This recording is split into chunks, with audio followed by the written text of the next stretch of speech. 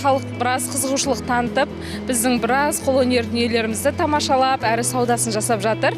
Қайырымдылық іс-шарасына бүгін атсалысып жатқанымызға қала қолөнершілері өте ризамыз. Бүгінгі түскен өзіміздің табысымыздың жарты бөлігін елдегі болып жатқан жағдайға толықтай береміз деп келісім білдірдік. Ең арзан бағада беріп жатырмыз. Оларды мысалға 3.000-4.000-нан сатқандарымыз бұл жаққа келіп 2.000-нан беріп жатырмыз.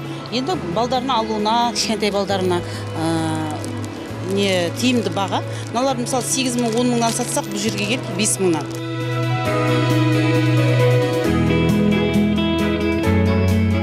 Сұранысқа ие заттарымды алып келдім. Ұлттық нақыштағы әшекейге, киімдерге сұраныс артып жатыр. Күннен күнге, сол үшін бұл трендтен түспейтін әшекейлер.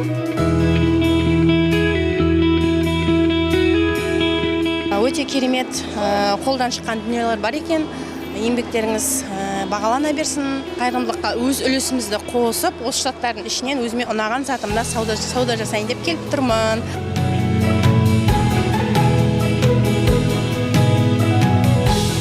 Әдемі орамал алып жатыр, мінекей. Қандай әдемі күшті екен. Енді еліміз тыныш болсын. Ауырмайық, сырғамайық, барлығымыз аман болайық.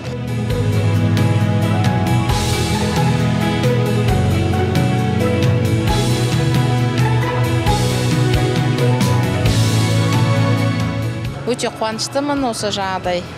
Суалып жатқан жағдайға елдерге көмек ретінде осындай шаралар ұйымдастырылып тұрса, заттар алып уже бастадым. Балдарға керекті, үйге керекті дүниелер. Көлге бір тамшы тамызғанымызға да өте қуаныштымын.